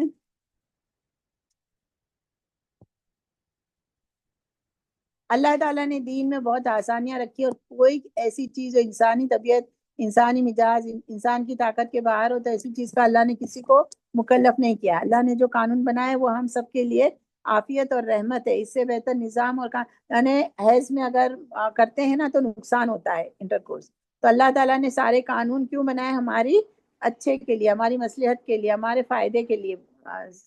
ہے۔ جی جیسے کہ ہم نے پچھلے درس میں سنا کہ جب عورت حمل سے ہوتی ہے تو اس کا حیض کا خون آنا بند ہو جاتا ہے، مگر ایک مسئلہ اور ہے کہ کچھ عورتیں ایسی بھی ہوتی ہیں کہ جنہیں حمل ٹھہرنے کے بعد بھی خون آتا ہے، تو اس کا جواب ہم آگے دیکھتے ہیں کہ حمل ٹھہرنے کے بعد بھی اگر خون آئے تو اس پر کیا حکم لگتا ہے؟ اس پر کیا حکم لگتا ہے کہ ابن عثیمین رضی اللہ رحمہ اللہ نے ذکر کیا ہے کہ عورتوں کا حمل ٹھہرنا پہچانا ہی اسی سے جاتا ہے کہ ان کا حیض آنا بند ہو جاتا ہے، اور اگر کوئی حاملہ عورت حمل ٹھہرنے کے بعد بھی خون کا جاری ہونا پاتی ہے، اس کی دو صورتیں ہیں۔ ایک یہ کہ ولادت سے 2-4 دن پہلے خون آ جاتا ہے اور اس کے ساتھ درد بھی ہوتا ہے، تو یہ نفاس کا خون ہے، اور اگر بہت پہلے جیسے 2 3 4 5 6 مہینے میں خون آتا ہے، دوسرے تیسرے مہینے چوتھے مہینے میں بھی خون تھوڑا تھوڑا آتا ہے جس میں درد نہیں ہے، یوں ہی خون جاری ہوتا ہے، تو یہ نفاس نہیں بلکہ استحاضہ کا خون ہے۔ اور جمہور تابعین کا یہی موقف ہے کہ اگر حمل کے دوران عورت کو خون آتا ہے تو وہ استحاضہ کا خون ہے، حیض کا خون نہیں ہے، اور عورت اس استحاضہ کی حالت میں نماز پڑھے گی۔ حاملہ عورت کو اگر خون آ رہا ہے تو اس حالت میں اسے جمع بھی کیا جا سکتا ہے اور طلاق دی جا سکتی ہے، اور حاملہ عورت کو اگر یعنی کہ حیض کا خون ہے تو طلاق نہیں دی جا سکتی، ابھی یہ استحاضہ کا خون ہے حاملہ عورت کا تو اس کو طلاق دی جا سکتی ہے۔ تو اگر اس کو طلاق دی گئی ہے تو اس کی عدت اس کی ڈیلیوری ہونے تک ہی ہوگی۔ مثلاً اگر کسی عورت کو اس کے شوہر نے حالت حمل میں طلاق دی اور وہ عورت کو طلاق کے 4-5 دن بعد ہی بچہ پیدا ہو گیا تو اس کی عدت ختم ہو جائے گی، اس لیے کہ اس عورت کی عدت بچہ پیدا ہونے تک کی تھی، اب بچہ پیدا ہو گیا تو عدت بھی ختم ہو گئی۔ حائضہ عورت اور نماز کا مسئلہ، عورت کو حیض آ جانے سے اس پر نماز حرام ہو جاتی ہے، اور اس عورت پر نماز اسی وقت واجب ہوتی ہے جب وہ عورت ایسے وقت میں پاک ہوتی ہے کہ اس وقت میں جو نماز ہے اس کی 1 رکعت پا لے گی۔ سمجھو عصر کے وقت ایسے وقت میں اس کا خون بالکل بند ہو جاتا ہے کہ اگر وہ غسل کر لے گی اور نماز پڑھے گی تو کم سے کم 1 رکعت تو وہ پڑھ لے گی وقت پہ۔ تو اگر اس نے ایک وقت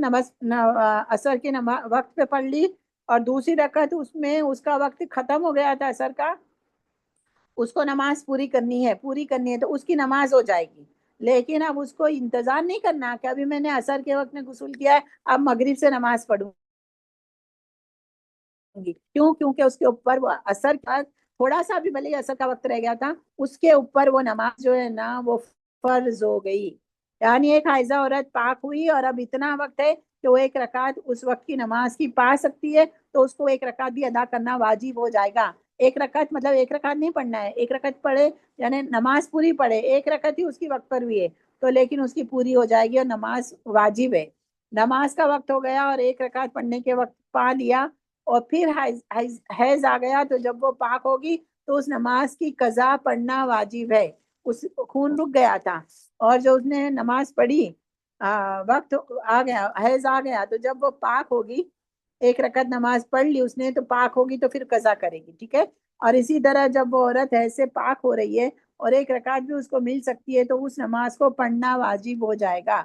ایک عورت کو سورج غروب ہونے کے بعد حیض آیا، 1 رکعت کا وقت گزر گیا ہے، تو اس پر واجب ہوگا کہ جب وہ پاک ہو تو اس نماز کی قضا دے، کیونکہ حیضہ ہونے سے پہلے اس نے 1 رکعت کا وقت پا لیا تھا۔ اب اس نے نماز نہیں پڑھی لیکن 1 رکعت एक रकत जो है ना, एक रकत का वक्त, एक रकत का भी वक्त था और फिर उसको हैज आ गया और उसने नमाज नहीं पढ़ी, तो उसने क्या करना है, उसको अभी पढ़ती हूँ अभी पढ़ती हूँ, तो क्या करना है उसको, उस पर वाजिब होगा कि जब वो पाक हो तो उस नमाज की कजा दे। यानी अब जोहर के वक्त है, हम अजान हो रही है 12 बजे या 1 बजे, और हम कोई कहता है अभी नमाज पढ़ती हूँ अभी नमाज पढ़ती हूँ, तब उसको हैज नहीं आ रहा था, और फिर जब उसको हैज आना शुरू हो गया 1:30 बजे 2 बजे, और उसने नमाज नहीं पढ़ी थी, तो जब वो पाक होगी तो वो उस जोहर की नमाज को कजा करना जरूरी है। बहुत सी औरतों को यह मसला नहीं पता है, वो समझती है कि बस नमाज माफ हो गई। नहीं, वो उस वक्त की नमाज को कजा करेगी, क्योंकि वक्त था, वो नमाज पढ़ सकती थी, उसने नमाज नहीं पढ़ा, मुअक्खर की नमाज, और उसको हैज आ गया, तो अब उसने जब पाक होगी तो उसने नमाज पढ़नी है। एक औरत हालत हैज में अल्लाह का जिक्र, हम्द, शुक्र, दुआएं, अस्कार, हदीस, फिका, तफसीर और कुरान सुनना, ये सारी चीजें हाइजा औरत के लिए जायज है, इसमें कोई मना नहीं। चाहे तो इसका स्क्रीनशॉट ले ले।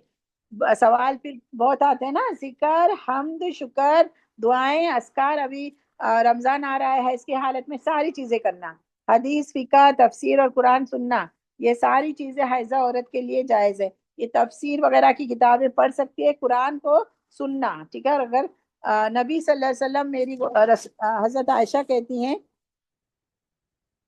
नबी सल्लल्लाहु अलैहि वसल्लम मेरी गोद में अपना सर रखते जबकि मैं हैज से होती थी और कुरान पढ़ते थे, ये सही मुस्लिम की हदीस है। हजरत उम्मे अतिया रदी अल्लाह ताला अन्हा कहती हैं कि नबी सल्लल्लाहु अलैहि वसल्लम ने मुझे हुक्म दिया कि मैं खवातीन को ईद उल फितर और ईद उल अजहा में मैं मुसल्ला लेकर जाऊं, यानी जहाँ ईदगाह में मुसल्ला यानी जहाँ नमाज पढ़ाई जाती वहां पर मैं हाइजा औरत को भी लिया लेकर जाऊं, यानी जहाँ नमाज ईद अदा की जाती है। बालिग बच्चियों को और हाइजा औरतों को, हाइजा औरतें नमाज से अलग रहेंगी, लेकिन वो हमारे खैर के कामों में, दुआओं में वो शरीक होंगी। अल्लाह के, यानी कि ईद की नमाज अगर ईदगाह में पढ़ाई जा रही है तो वो हाइजा औरत भी नमाज में औरतों के साथ जाए और नमाज पढ़े, नमाज के सुने, नमाज को सुने और थोड़ी अलग होके बैठे। अल्लाह के नबी सल्लल्लाहु अलैहि वसल्लम, हम में से बहुत सी औरतें हैं जिनके पास कोई चादर नहीं है ओढ़ने के लिए, तो नबी सल्लल्लाहु अलैहि वसल्लम फरमाया कि एक औरत अपनी दूसरी बहन को अपनी चादर में ले ले। हाइजा औरत और कुरान का मसला, ये बहुत बड़ा मसला है जो बार बार सवाल करते हैं, क्या औरत हैज की हालत में मुसहफ कुरान को छू सकती है? नबी सल्लल्लाहु अलैहि वसल्लम फरमाया कि कुरान को पाक लोग ही छुए। ये जो है ना, रसूलुल्लाह सल्लल्लाहु अलैहि वसल्लम ने फरमाया है, और कुरान की भी एक आयत है।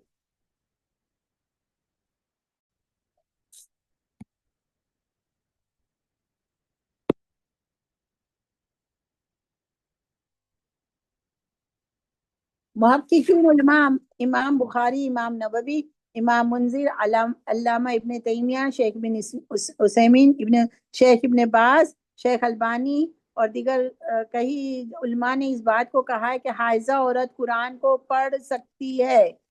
कुरान की तिलावत कर सकती है, लेकिन मसला क्या है, इब्ने तैमिया रहीमहुल्लाह ने जिक्र किया है कि सुन्नत सुन्नत के अंदर हाइजा औरत के कुरान पढ़ने से मना की दलील सुन्नत के अंदर नहीं, कोई ऐसी हदीस नहीं है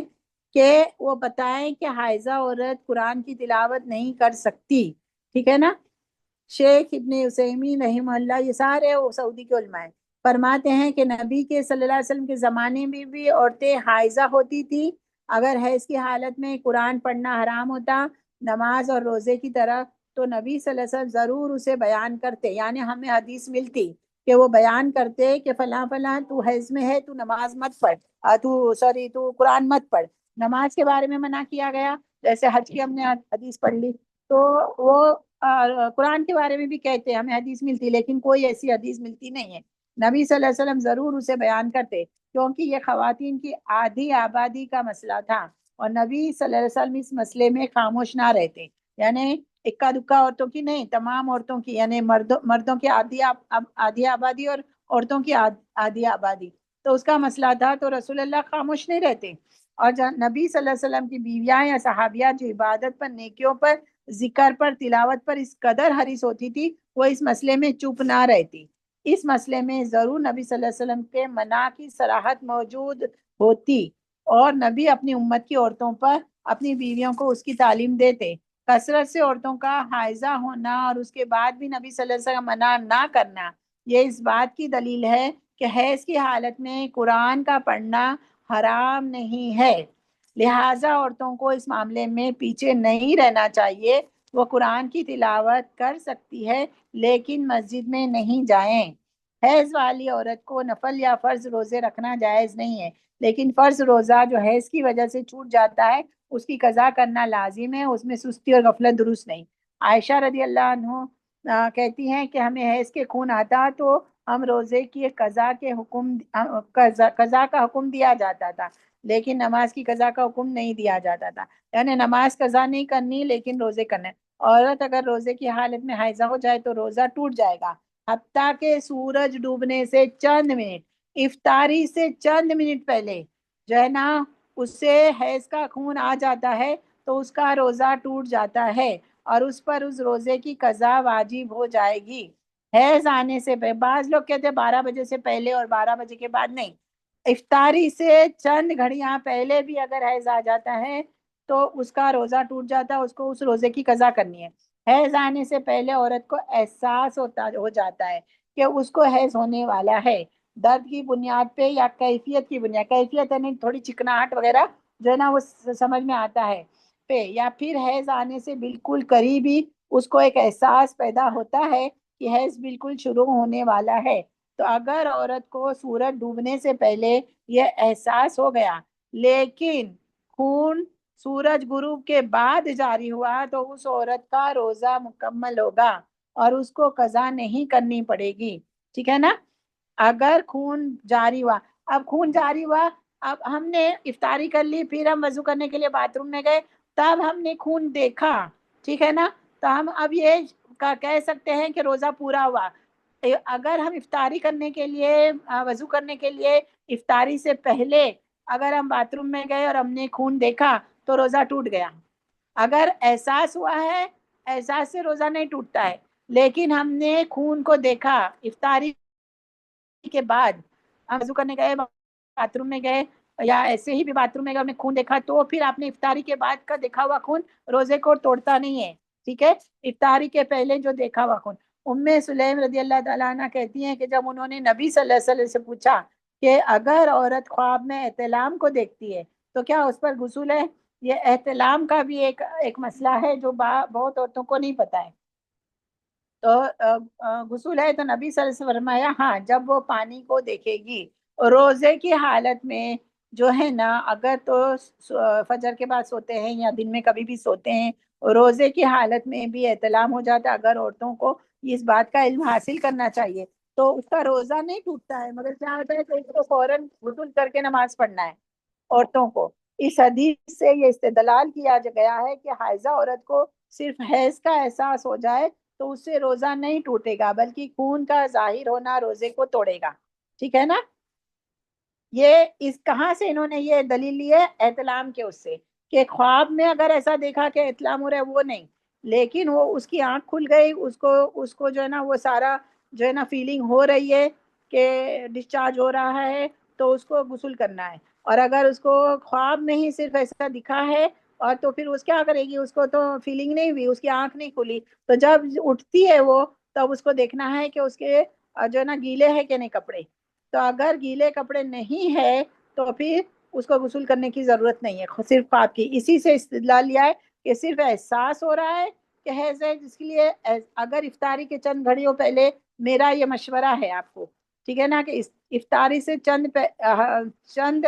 घड़ियां पहले सिर्फ एहसास हो रहा है तो टिश्यू से और भाग के जबरदस्ती देखने की जरूरत नहीं है। आपको सिर्फ एहसास हो रहा है, यकीन ही नहीं है, तो आप खामोशी से रोजा इफ्तार कर ले। फिर जब आप जाते हैं फिर आप देखेंगे कि खून है तो खून जाहिर हुआ है, तो फिर है ना आपका रोजा मुकम्मल हो गया, फिर आपने उसकी कज़ा नहीं करनी। फिर आप जो है ना बहस की हालत में, अगर आपने पहले देख लिया खून को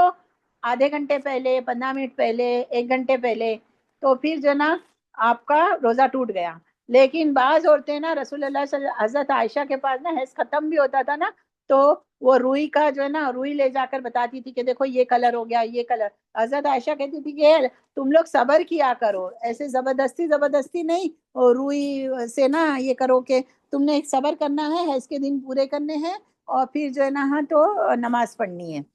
تو یہ اس طریقے سے آیا کہ نہیں آیا اس کو بھی زبردستی ٹیشو ڈال کے انہیں وہ خود ہی ظاہر ہو جائے گا، تو پھر تب آپ نے کرنا ہے، ٹھیک ہے انشاءاللہ۔ ایک عورت فجر شروع ہو گیا اور وہ حیض سے ہے، طلوع فجر کے فوراً بعد بھی اگر وہ پاک ہو جاتی ہے تو اس کے بعد بھی وہ روزہ نہیں رکھ سکتی۔ فجر کے بعد طلوع فجر ہو گئی، فجر کے بعد 3-4 گھنٹے 3-4 منٹ تک بھی اس کو بلیڈنگ ہوئی، 3-4 منٹ کے بعد وہ ہے نا ہاں تو اس کو بند ہوئی ہے بلیڈنگ، وہ روزہ نہیں رکھ سکتی، چاہے فجر ہو چاہے مغرب ہو، یعنی 2-3 منٹ کا بھی جو ہے نا وہ ٹائم اگر ہے اس کا ہو گیا روزے کا، تو پھر وہ پورا روزہ اس کا وہ روزہ نہیں رکھ سکتی ہے نا فجر کے بعد بھی، تو روزہ اس کا نہیں ہوگا، اور پھر سارا دن بھلے ہی وہ پاک رہی، پھر وہ غسل کر کے نماز پڑھ سکتی ہے، روزہ نہیں ہوگا۔ اور اسی طریقے سے مغرب کے بعد جو ہے نا اس کو خون نظر آئے تو پھر اس کا روزہ پورا ہوا، اگر مغرب سے پہلے پہلے 2-4 منٹ پہلے اس نے دیکھ لیا خون تو اس کا روزہ قضا کرنا پڑے گا۔ اگر جنوبی شخص نے طلوع فجر سے پہلے روزے کی نیت کر لی اور وہ طلوع فجر کے بعد غسل کر رہا ہو تو کیا اس کا روزہ صحیح ہوگا؟ عائشہ رضی اللہ تعالیٰ عنہ نے بیان کرتی ہے کہ نبی صلی اللہ علیہ وسلم جمعہ کی وجہ سے جنوبی ہوتے اور صبح ہو جاتی تو اس کے بعد نبی صلی اللہ علیہ وسلم غسل فرماتے اور روزہ رکھتے۔ تو یہ ہو سکتا ہے کہ جنبی جو ہوتا ہے نا یہ حیض سے الگ اس کا مسئلہ ہے، جو جنابت کی حالت میں ہوتا ہے وہ سحری کر لے، فجر ہو گئی ہے، پھر فجر کے 2-3 منٹ کے بعد یا 10 منٹ کے بعد وہ غسل کرتا ہے اور روزہ رکھتا ہے تو ہو جاتا ہے اس کا روزہ۔ خلاصہ یہ ہے کہ طلوع فجر سے پہلے اگر عورت پاک ہو گئی تو روزہ فرض ہو جائے گا، لیکن طلوع فجر کے بعد پاک ہوتی ہے تو روزہ آپ نہیں رکھ سکتی۔ حائضہ عورتیں اور بیت اللہ کا طواف بھی نہیں کر سکتی۔ حیض اور طواف الوداع کا ساکت ہونا، حج و عمرہ کے لیے اگر کوئی عورتیں جا رہی ہیں تو اس کو پتا ہونا چاہیے کہ حج و عمرہ کو مکمل کر لینے کے بعد مکہ سے نکلنے سے پہلے طواف وداع کیا جاتا ہے۔ اگر عورت کو مکہ سے نکلنے سے پہلے ہی خون جاری ہو جاتا ہے تو علماء کہتے ہیں کہ طواف وداع اس سے ساکت ہو جائے گا اور وہ بغیر طواف وداع کے نکل جائے گی۔ حضرت ابن عباس رضی اللہ تعالیٰ عنہ کہتے ہیں کہ لوگوں کو حکم دیا گیا کہ ان کا آخری جو معاملہ ہوگا وہ طواف وداع ہے، لیکن حائضہ عورت کے لیے وہ چیز اور اصل میں تو عمرہ کے لیے طواف الوداع نہیں ہے، حج کے لیے طواف الوداع ہے، یہ بھی بعض لوگ کہتے ہیں۔ حائضہ عورت اور جمع اور مباشرت، حائضہ عورت کا جمع اور مباشرت کرنا حرام ہے، اور جو ایسا کرتا ہے اس نے کبھی گناہ کیا۔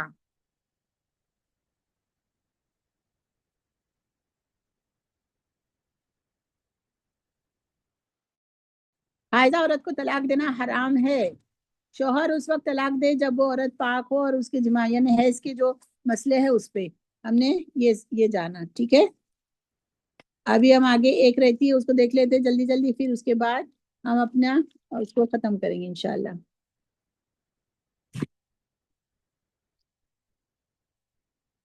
عورت کو اب استحاضہ کا ہے، عورت کو مستقل خون آنا، جیسے یا تو اس کا خون جاری رہے یا معمولی وقت کے لیے چاہے کچھ گھنٹے یا ایک آدھے دن رک کے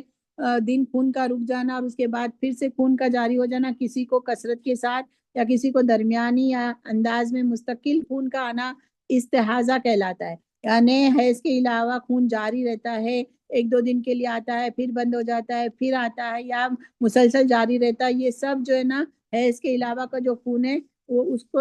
استحاضہ کہتے ہیں، ٹھیک ہے نا، اور اسے مستحضہ کا عورت کو نا مستحضہ کہتے ہیں، حائضہ اور مستحضہ۔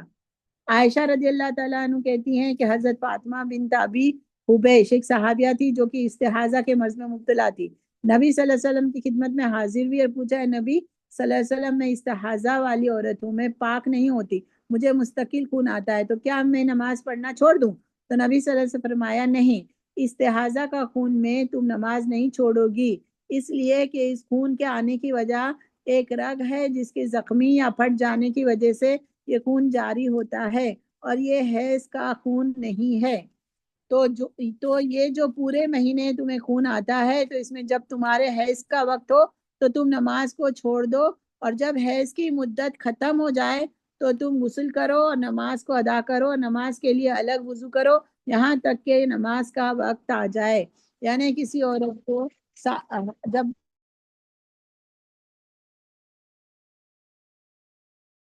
استحاضہ ہو کہ اس کی ہو گئی ہے، یعنی 15 15 دن، ایک ایک مہینہ خون جاری رہتا ہے، تو وہ جو 7 یا 8 دن کی مدت تھی وہ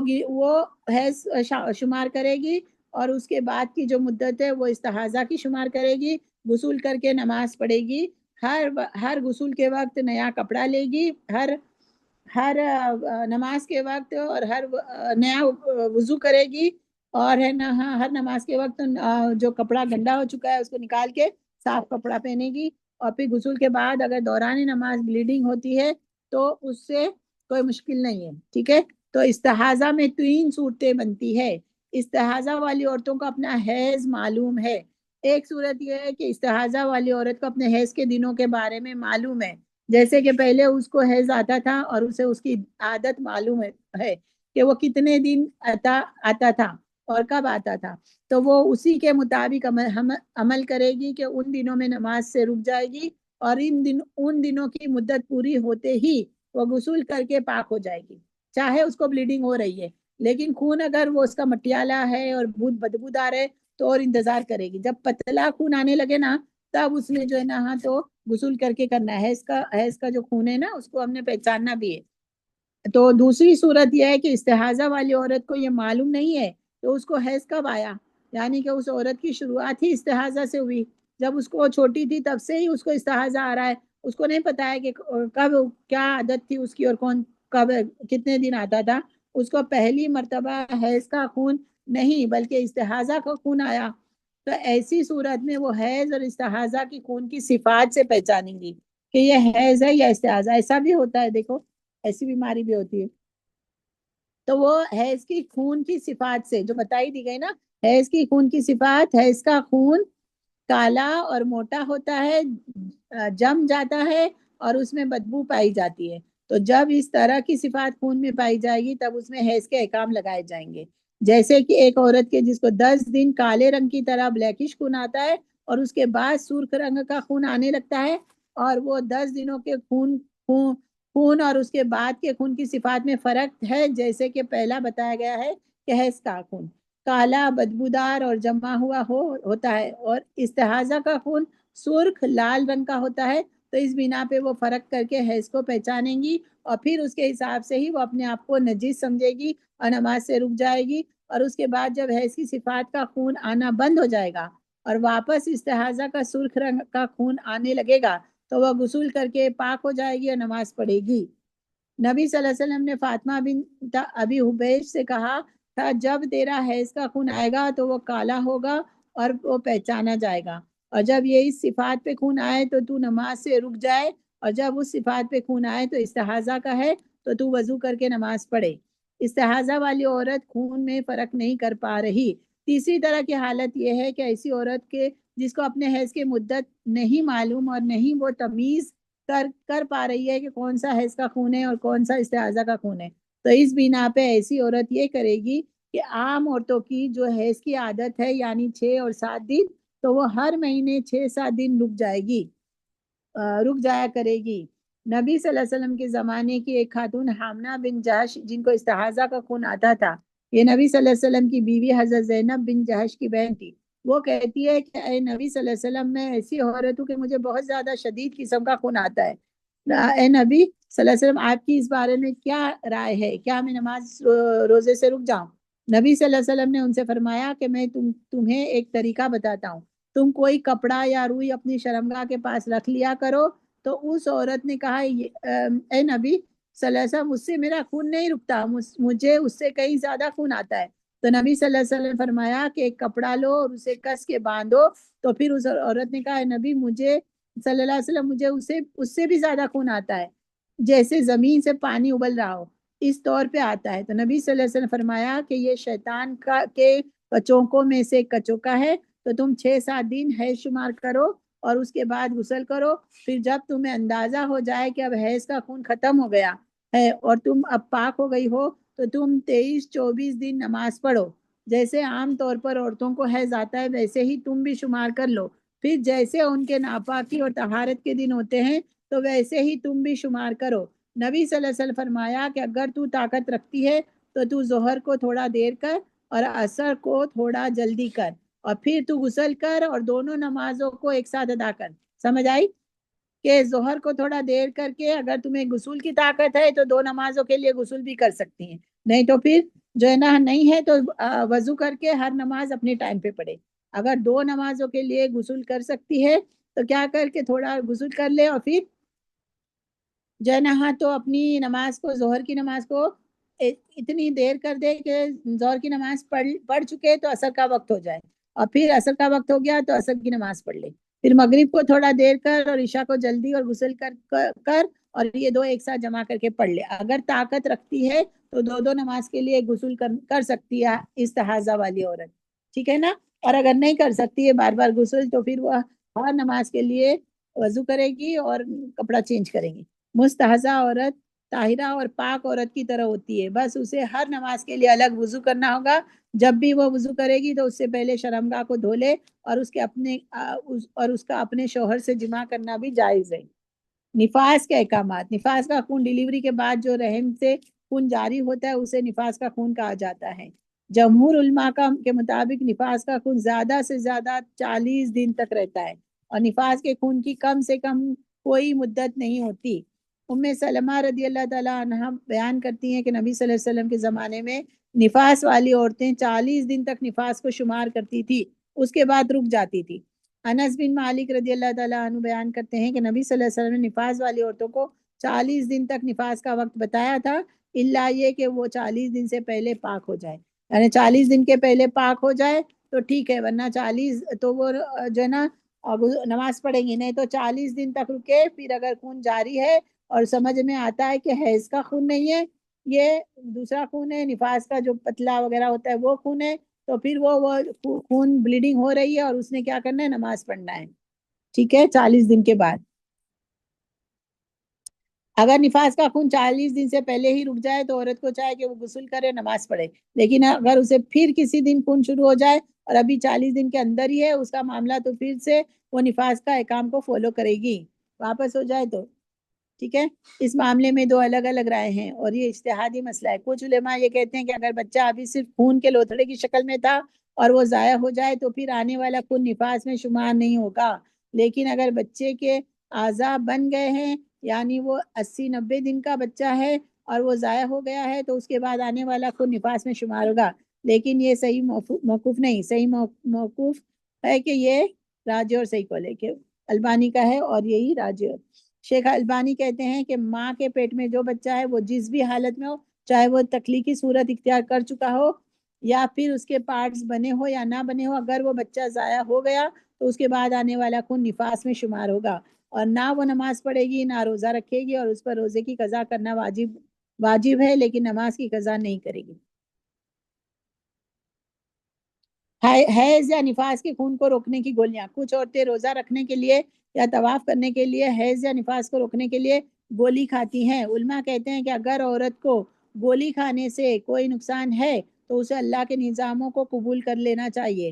اسے دوا کھا کر روکنے کی ضرورت نہیں ہے، لیکن اگر کوئی ڈاکٹر ایسی دوا بتاتا ہے کہ جس کی نقصان نہیں ہے تو بعض علماء نے کہا ہے کہ جائز ہے، یعنی اب رمضان کا مہینہ ہے، کسی کو آخری عشرہ چاہیے اور اس کے پیریڈ کے دن ہے تو وہ گولی کھائے، اگر اس کو نقصان نہیں ہو رہا ہے تو وہ کھا سکتی ہے، جائز ہے، مگر نقصان ہو رہا ہے تو نہ کرے، اللہ کے نظام کو جو ہے نا وہ کے اوپر صبر کرے۔ اور پریگننسی کو روکنے کی گولی کھانا اس بات کی دو حالت بتاتی ہے، ایک یہ کہ مستقل طور پہ حمل کو روک دینے کی گولی کھانا یہ جائز نہیں ہے، کہ بغیر کسی شرعی عذر کے مستقل طور پہ حمل کو روک دینا یا کوئی ایسی گولی کھا لینا کہ اس کو اب حمل نہیں ہوگا، یہ جائز نہیں ہے۔ دوسری صورت یہ ہے کہ عورت ابھی پریگننٹ نہ ہونا چاہے، اس کے لیے اس کا بچہ ابھی چھوٹا ہے یا پھر یہ عورت کی صحت ابھی خود اس قابل نہیں ہے کہ وہ دوسرا بچہ پیدا کر سکے، بیمار ہے یا کوئی اور چیز ہے، تو عورت کی جان کی قیمت ہے، تو اگر کوئی عورت وقتی طور پہ گولی کھاتی ہے کہ اس کا حمل نہ ٹھہرے تو یہ جائز ہے، الا یہ کہ مقصد نیک ہو، اسباب موجود ہو اور شرعی عذر ہو، صرف اس لیے نہ ہو کہ جو عام طور سے کم بچے پیدا کرنے کی سوچ معاشرے میں پھیلی ہوئی ہے، تو یہ صورت پریگننسی کو روکنے کی جائز ہے، اور شرط یہ ہے کہ شوہر بھی اس بات کے لیے راضی ہونا چاہیے. حمل ٹھہر جانے کے بعد اس کو ضائع کروانا. اگر حمل ٹھہر گیا ہے اور وہ مرحلہ کے جس میں ابھی تک یہ بچے کے اعضاء نہیں بنے ہیں، یعنی 3 مہینے سے پہلے، تو کہتے ہیں کہ اگر بغیر کسی عذر اور وجہ کے اس کو ضائع کیا جاتا ہے تو یہ جائز نہیں ہے. لیکن اگر اس کی وجہ سے عورت کو اگر کوئی دقت ہوئی، مشکل کوئی ہوئی، میڈیکل طور پر کوئی پرابلم آ رہی ہے اور بچے کو ابھی 3 مہینے نہیں ہوئے ہیں، یعنی روح نہیں پھونکی گئی ہے، تو علماء کہتے ہیں کہ اگر ضرورت بہت زیادہ ہو تو اسے ضائع کیا جا سکتا ہے. بہت زیادہ ماں کی جان کا خطرہ ہو اور 3 مہینے سے پہلے کا چھوٹا حمل ہو تو ضائع کیا جا سکتا. تو یہ باتیں تھی بہت ڈیٹیل میں، جو نا ہمیں کبھی نہ کبھی تو پڑھنی ہی چاہیے اس کو، اس لیے کہا تھا. اب جو ہے نا یہ مکمل ہوا. اب آپ لوگوں کو سوال کرنے تو کر سکتے ہیں. ایک بات میں بتا دوں، پی ڈی ایف نہیں کھولنی اب مجھے، میں آپ کو بتاتی ہوں غسل کا طریقہ، ٹھیک ہے نا، کیونکہ رمضان کا مہینہ ہے. ہم غسل کا طریقہ اگر جو بھی بہنیں ماشاء اللہ سب تو جانتے ہوں گے، جو نہیں جانتے، غسل کا طریقہ یہ ہے. حیض سے پاک ہونے کے لیے غسل کا طریقہ اور جنابت سے پاک ہونے کے لیے غسل کا طریقہ. غسل کا طریقہ یہ ہے کہ پہلے جو ہے نا اپنے شرمگاہ کو صاف کر لینا. حیض کا غسل کرتے وقت پہلے جب پاک ہو گئے ہیں تو پہلے اچھے سے طہارت کر لینا، یعنی شرمگاہ کو دھو لینا. اس کے بعد اپنی ہتھیلیوں کو 3 دفعہ دھو لینا. اس کے بعد وضو کرنا، اور جو ہے نا جیسے ہم وضو کرتے ہیں، صرف رسول اللہ مٹی کی جو واش روم ہوتے تھے اس وقت، تو جو ہے نا پیروں کو نہیں دھوتے تھے وضو کرتے وقت. تو اگر آپ ابھی ٹائلس والے اس میں ہو اور پیروں کو دھو لیتے ہیں تو کوئی بات نہیں، اور اگر نہیں دھوتے تو بھی کوئی بات نہیں. تو پھر کیا کرنا ہے کہ پورا وضو کرنا ہے، پیر دھونا ہے تو دھو، نہ دھونا ہے تو نہیں دھو. اور پھر کیا ہے کہ سر پہ نا 2-4 چلو پانی ڈال دو، پھر سیدھے ہاتھ پہ پورے بدن پہ پانی ڈالو اور الٹے ہاتھ پہ پھر پورے بدن پہ. اور اس طریقے سے اب پانی ڈالنا ہے، بہانا ہے کہ اپنے پورے جسم کا ایک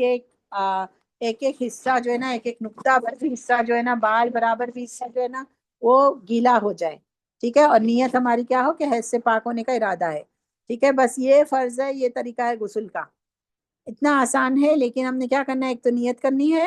اور پہلے طہارت حاصل کرنی ہے. جو گندگی ہے وہ صاف کر لے، شرمگاہ کو دھو لینا ہے، اور دونوں ہتھیلیوں کو، دونوں ہاتھوں کو 3 بار دھو لینا ہے. اور پھر ہے نا وضو کرنا ہے. وضو کرتے وقت ناک میں اچھے سے پانی ڈالنا ہے، کلی بھی اچھے سے کرنی ہے تاکہ وہ بھی نہ رہ جائے. اور اگر وضو سے پہلے بھی اگر ناک میں اور منہ میں ڈال رہے ہیں آپ پانی تو بھی اچھی بات ہے، پھر وضو کر لے. اور یہ سنت طریقہ ہے، کہتے ہیں. اور حیض والی عورت ہے نا اپنے بال کو کھولے گی، چاہے کتنی بھی ٹائٹ چوٹی باندھی ہو، حیض والی عورت اپنے بال کو کھولے گی. اور جنابت والی ہے نا، اپنے بالوں کو کھولنے کی ضرورت نہیں ہے. اگر اس نے ٹائٹ باندھے ہیں تو کیا کرے گی کہ بالوں کی جڑوں تک پانی پہنچا دے گی، ورنہ طریقہ ایسا ہی ہے. اور جنابت والے، یہ سنت طریقہ غسل کا ہے. اور اگر تو دوسرا طریقہ ہے جس میں کوئی ثواب تو نہیں ملے گا لیکن غسل ہو جائے گا، وہ یہ ہے کہ پورے بدن پہ پانی پورا بدن جو ہے نا، شاور کے نیچے کھڑے ہو کے پورے بدن پہ پانی ڈال دو، یا کوئی سمندر میں ڈوب کر ڈبکی لگا کر، یا کہیں پر بھی پورے بدن کو پانی سے تر کر دینا. تو یہ آپ کا غسل تو ہو جائے گا، لیکن سنت طریقے پہ نہیں ہو. سنت طریقے پہ کریں گے تو آپ مطلب اس میں نماز کے قابل ہو گئے، نماز پڑھ سکتے ہیں آپ، لیکن ہے نا ثواب نہیں ملے گا. اگر سنت کے طریقے پہ غسل کرو گے تو ثواب بھی ملے گا انشاءاللہ. تو یہ غسل کا طریقہ ہے، پاکی کا طریقہ ہے. ابھی کیا کچھ رہتا ہے تو آپ بتائیں. اصل میں پی ڈی ایف کے ساتھ اس لیے بتا دوں، دلیل کے ساتھ، کیونکہ بہت طریقے، بہت الگ الگ طریقے بھی ہے. ابھی ہم نے پی ڈی ایف سے دیکھا تھا نا کہ چونے سے اور پتھر سے تیمم نہیں ہوتا. کسی اور اچھے سلفی عالم کا میں سن رہی تھی، انہوں نے کہا کہ اگر تو مٹی نہ ملے، ریت بھی نہ، کھاری مٹی یعنی ریت بھی نہ ملے تو پھر کیا کرے بندہ، چونا اور پتھر سے بھی کر سکتا ہے. لیکن مٹی کا زیادہ امپورٹنٹ ہے، مٹی. اور اگر ریت ملتی ہے تو ریت سے بھی کر سکتا ہے، اور اگر نہ ہے تو پھر چونا اور پتھر سے بھی کر سکتا ہے. لیکن ایسا ہو ہی نہیں سکتا کہ مٹی نہ ملے. ہم مٹی اپنے گھر میں تھوڑا بہت بھی رکھنا چاہیے ہمیں تیمم کے لیے انشاءاللہ. افضل طریقہ وہی ہے. تو کچھ نہ کچھ تھوڑا تھوڑا بہت فرق آ جاتا ہے. اسی لیے میں نا ہاں تو پی ڈی ایف سامنے رکھ کر ہی کرنا زیادہ پسند کروں. چلیں. اب پھر اگر کوئی کسی کو کچھ وہ نہیں ہے تو ہم ختم کرتے ہیں بات. اگر کوئی بات آپ کو پوچھنی ہو تو آپ پوچھ سکتے ہیں.